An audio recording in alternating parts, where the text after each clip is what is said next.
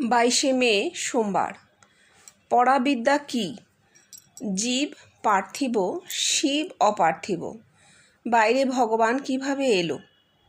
শ্রীজীবন কৃষ্ণ: পরাবিদ্যায় কি হয়? শুধু স্বস্বরূপকে জানা, নিজেকে জানা।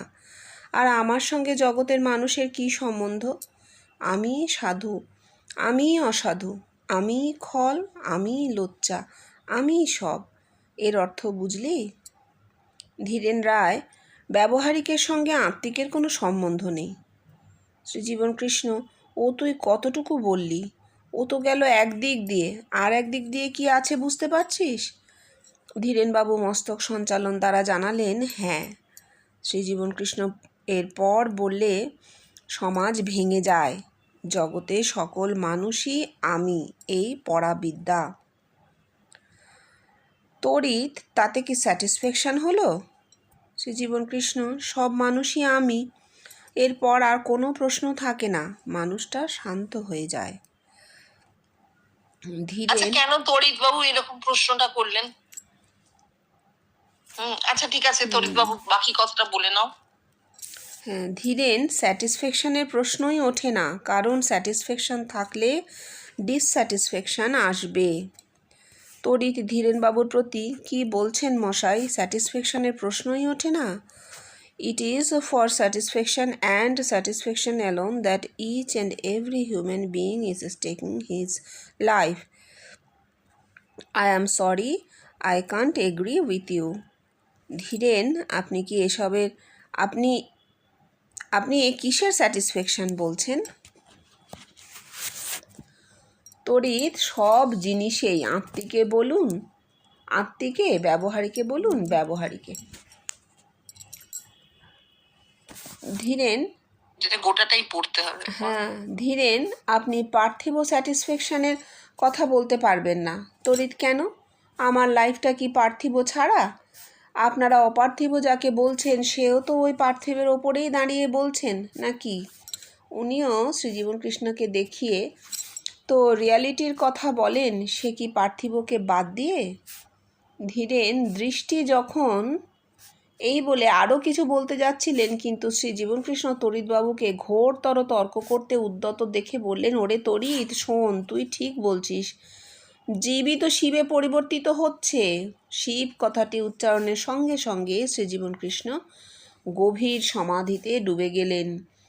এক ঘর লোক সকলেই নিস্তব্ধ। বহুক্ষণ পরে সমাধি ভঙ্গের পর তড়িৎবাবুকে লক্ষ্য করে বললেন, বুঝলি কিছু? বলবা মাত্রই পুনরায় সমাধিস্থ। সমাধি ভঙ্গে বললেন, এতক্ষণ কি দেখছিলাম জানিস? তোদের সকলকে আমার মধ্যে। তখন আমি কে?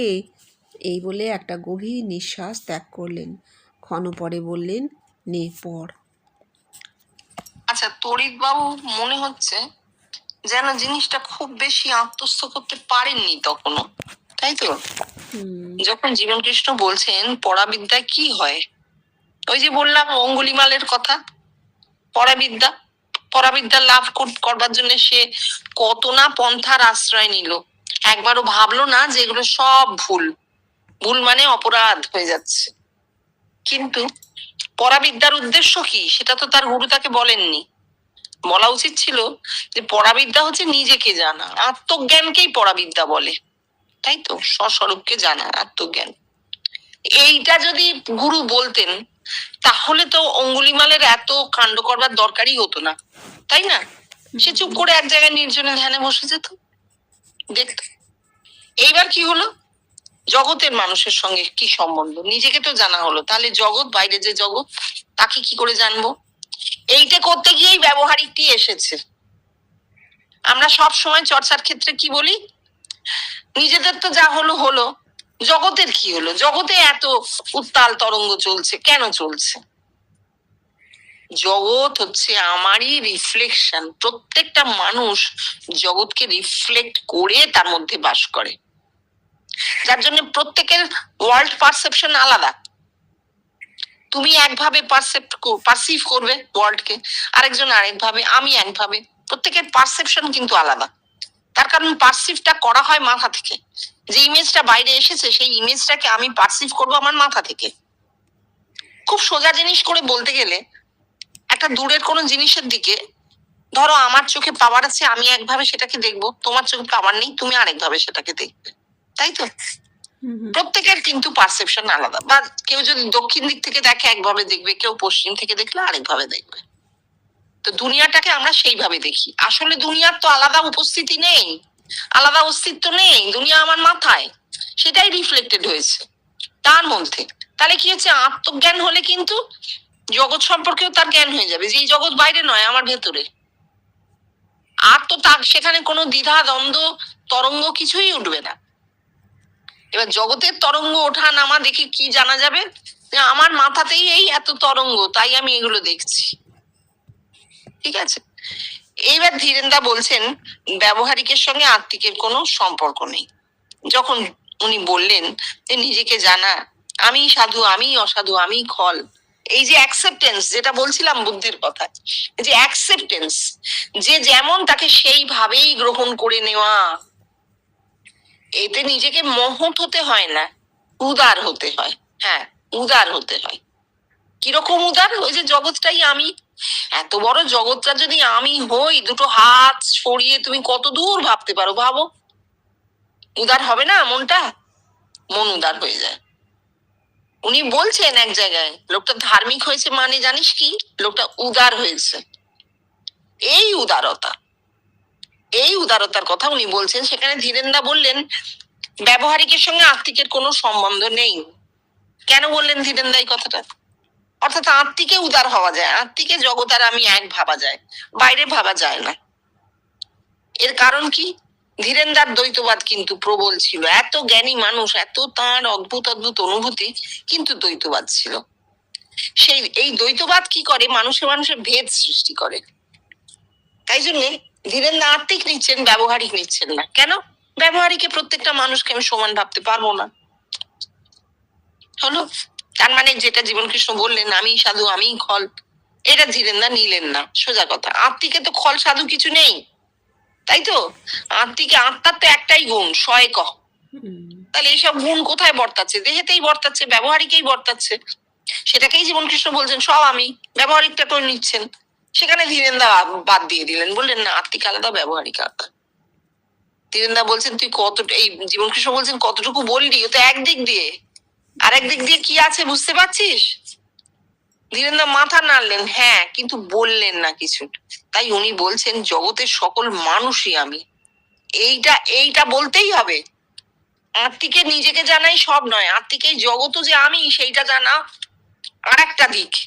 মানে মুদ্রার এক পিঠ আর আরেক পিঠ। মুদ্রার এক পিঠে রাজার মাথা, আমি একা, অন্য পিঠে কিন্তু সংখ্যা লেখা থাকে, অর্থাৎ জগৎ, অসংখ্য অগণিত মানুষ। এই অগণিত মানুষও আমি, এইটা জানা, এই পড়াবিদ্যা। এইবার তরিৎ বাবু ঢুকছেন, বলছেন তাতে কি স্যাটিসফ্যাকশন হলো? মানে জগৎও আমি এটা জানার মধ্যে কি স্যাটিসফ্যাকশন? স্যাটিসফ্যাকশনের কথা তো নেই, সত্যি তো নেই। ধীরেনদা বলছেন তো প্রশ্নই নেই। স্যাটিসফ্যাকশন থাকলে ডিসস্যাটিসফ্যাকশন আসবে। হ্যাঁ ঠিক, সন্তোষ আসছে, তাহলে অসন্তোষ আসবে। কিন্তু এখানে সন্তুষ্টির ব্যাপার নেই, কে কাকে সন্তুষ্ট করবে। অর্থাৎ তরিৎ বাবুর কথার মধ্যে বোঝা যাচ্ছে যে তিনি যে এই ঘরে এসেছেন, এই ঘরে এসে তিনি চাইছেন যে তিনি এমন কিছু পাবেন যা থেকে তার সন্তোষ হবে। তাহলে তার চাহিদা আছে, জীবন কৃষ্ণের কাছে এসে তার চাহিদা আছে, সন্তোষের চাহিদা। ঠিক আছে, কাটা পড়ে গেল। যখন ধীরেনদা চেপে ধরলেন, তখন বলছেন যে অবশ্যই সন্তোষী সব, আমি আপনার সঙ্গে এক হতে পারছি না। কিসের স্যাটিসফ্যাকশন? হচ্ছে সব জিনিস, আত্মিক আত্মিক, ব্যবহারিক ব্যবহারিক। চলে এলো, কথার মধ্যে বেরিয়ে গেল ব্যবহারিকের কথাটা। এদের তো আর জগতও আমি একজ্ঞান হয়নি। তাহলে এদের যখন ব্যবহারিকের সন্তুষ্টির কথা বলা হচ্ছে, তখন তো চাহিদা, কামনা বাসনার কথা এসে পড়লো, তাই না? তাও উনি বলছেন রিয়ালিটির কথা, সে কি পার্থিবকে বাদ দিয়ে অমুক তসু। যতই তিনি যুক্তি দিন, কিন্তু আমরা পরিষ্কার দেখছি যে তরিৎ বাবু যেটা বলতে চাইছেন, যে আত্মিকে নিজেকে জানা হলো, জগৎকে জানা হলো, সব হলো, কিন্তু তাতে হলোটা কি? আমি এতে সন্তুষ্ট হতে পারছি না। কেন? এই কথাটা বলে দিলেন জীবনকৃষ্ণ। সমাধিতে ডুবে গেছিলেন। বললেন, শোন, তুই ঠিকই বলেছিস, জীবই তো শিবে পরিবর্তিত হয়। অর্থাৎ তোরা এখনো জীব আছিস, শিবে পরিবর্তিত হোসনি। শিবত্ব প্রাপ্তি না হলে সন্তোষ আসে না, আসতে পারে না। তাই তোদের মধ্যে এত দ্বন্দ্ব, এত সংঘাত। কি দেখছিলাম জানিস? তোদের সকলকে আমার মধ্যে, অর্থাৎ জগৎকে যে আমি ভেতরে পেয়েছি, এই দেখ আমি দেখছিলাম সেটা। তুই যেদিন দেখবি সেদিন তোর আর প্রশ্ন থাকবে না, তার আগে তোর এই প্রশ্নগুলো থেকে যাবে।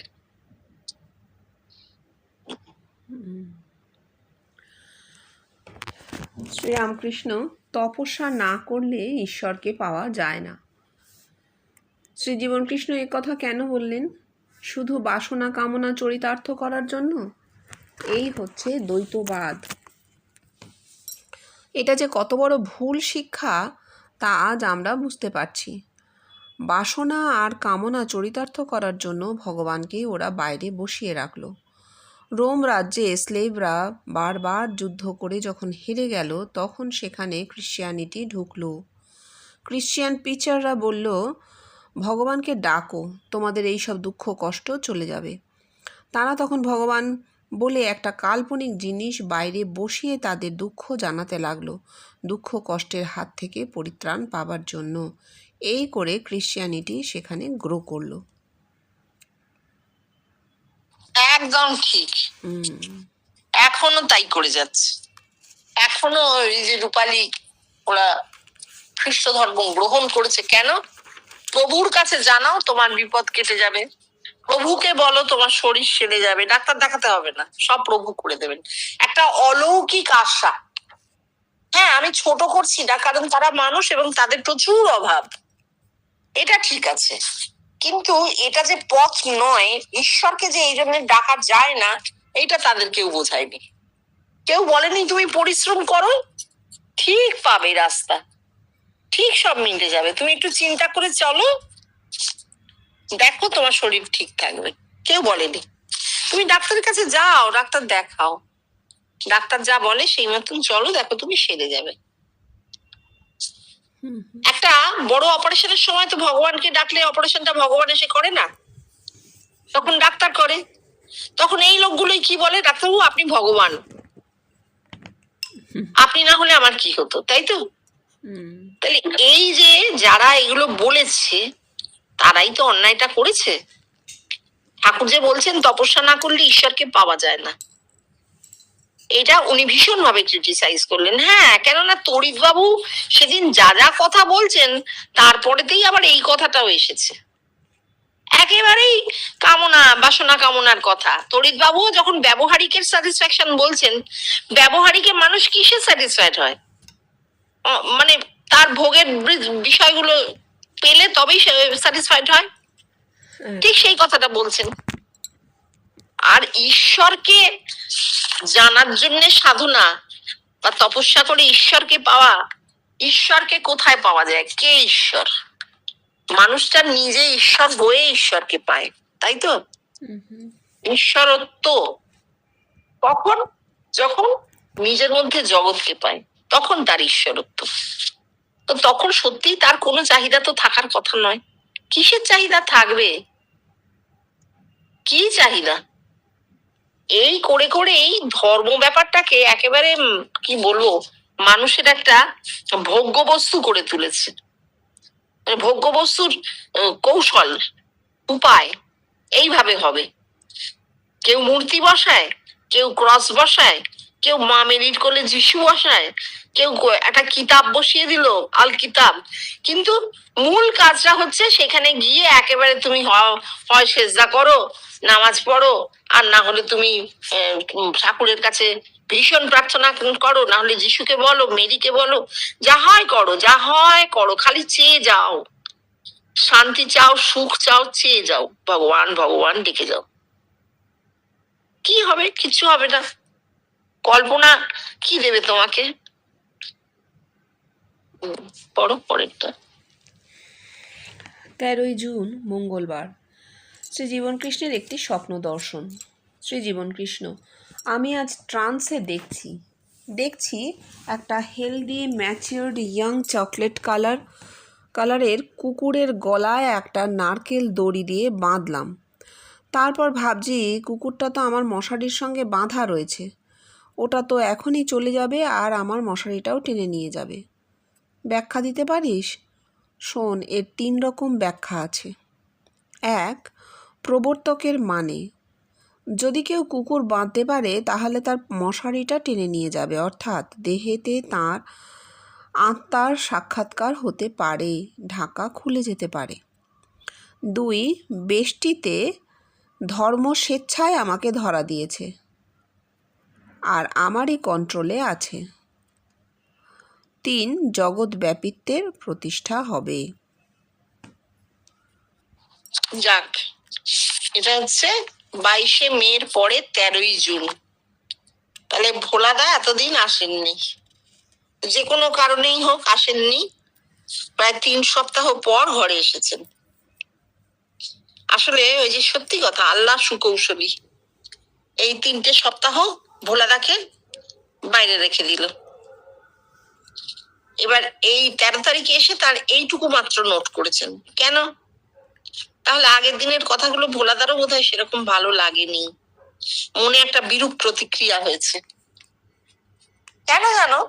এটার একটা বড় কারণ হচ্ছে, মানুষ যদি সত্যি সত্যি শরীর দিয়ে কিছু করে, পরিশ্রম করে কিছু করে, সেই শরীর হোক মাথা হোক, তাহলেই তার একটা চাহিদা তৈরি হয়, তাহলেই তার একটা অহং মোটামুটি বড় হয়ে দাঁড়ায়। আমরা এত সঙ্গ করছি, এত আমাদের অনুভূতি, এত আমাদের পেয়েছেন উনি কাছে, তারপরেতেও কি করে অন্য লোকের সঙ্গে আমি এক হয়ে যাব? একটা সাধু একটা খল কি করে এক হতে পারে? বুঝেছো? এই জায়গাটা এদের সবাইরই আঘাত করতো। এই এই জায়গাটাই হচ্ছে কথা, এটাই হচ্ছে কথা, যেখানে ভোলাদা নিজে আটকে যাচ্ছে। যাই হোক, এসছেন, এবার ওনার ট্রান্সের দর্শন এই নিয়ে আমাদের সত্যি চর্চার কোনো জায়গা নেই। উনি এত সুন্দর করে প্রত্যেকটা মানে বলে দিয়েছেন যে কি ব্যাখ্যা হতে পারে। প্রবর্তক মানে দেহতে তার আত্মার সাক্ষাৎকার হতে পারে, ঢাকা খুলে যেতে পারে বলছেন। প্রবর্তক মানে যে শুধু ধর্ম সম্পর্কে কিছু শুনেছে, ধর্ম কথা আছে এইটুকু জানে, আর কিন্তু কিছু জানে না। আর বেষ্টিতে ধর্ম স্বেচ্ছায় আমাকে ধরা দিয়েছে, ওনার হয়েছে, আর কারোর হয়নি, আমারই কন্ট্রোলে ধর্ম, ওনার হয়েছে। আর জগৎ ব্যাপিত্বে সমস্ত জগতে এই জিনিসটা প্রতিষ্ঠা পাবে। আর তো কিচ্ছু বলার নেই। মানে এত সুন্দর ব্যাখ্যা তুমি আমি ভাবতেই পারবো না, তাই না? খুলে বলেছেন যে যখন প্রবর্তক মানে সে ধর্ম সম্পর্কে কিছু জানে না, এটাও কিন্তু তার নিজের সম্পর্কে কথা, তার নিজের সম্পর্কে কথা। তিনি বলছেন না, আমি কোনো শাস্ত্র ফাস্ত্র কিছু পড়িনি, আমি সব কিছু জানতাম না, কোনো ঠাকুরকে ফুল দিতে হয় জানতাম না। তাহলে তার নিজের কথা বলছেন, সেইখানে তার মশারি সরে গেছে, উপরে টান দিয়েছে, মশারি সরে গেছে, আত্মার সাক্ষাৎকার হয়েছে। তারপরে বেশি পূর্ণ সাধন সব হয়েছে, এবং অবশেষে জগৎ ব্যাপিত্ব। জগৎ ব্যাপিত্ব পুরোপুরি ছড়িয়ে যাবে, এটা লোকে মানতে পারুক আর না পারুক। হ্যাঁ, জগৎ ব্যাপিত্ব যখন পূর্ণভাবে ছড়াবে তখন আর তার প্রয়োজন পড়বে না, এটাও ঠিক। তার নাম রূপ কেটে যাবে, দরকার নেই বলে। অনন্তকাল ধরে তো কারোর নাম রূপ থাকে না। ঠিক আছে, রাখি।